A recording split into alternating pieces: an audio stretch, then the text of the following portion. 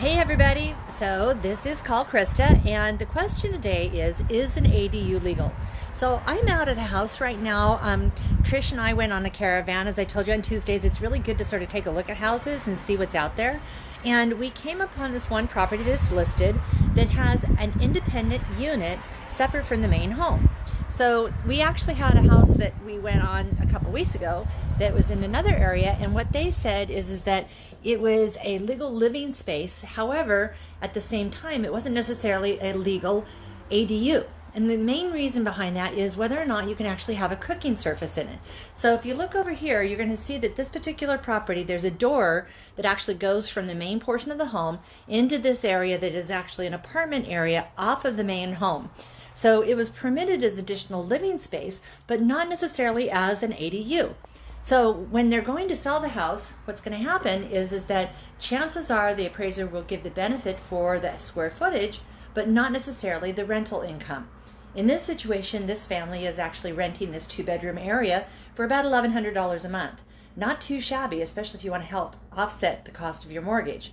That said, chances are the stove, because of the way it's been permitted, is not going to be able to remain in the property. Now that doesn't mean that people don't put them back, because trust me, there are people putting them back.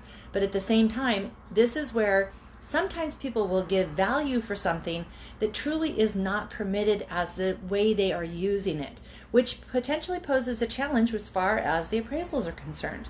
I had another situation for a house in Orchid where they had what they considered a game room special space off of the house that was separated between the garage as well as the main house.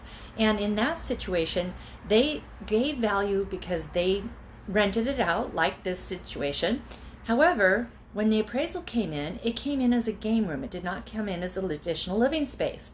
So they were actually asking for about $50,000 more than what the appraiser was willing and able to give to them, because how they used the space was not how it was permitted.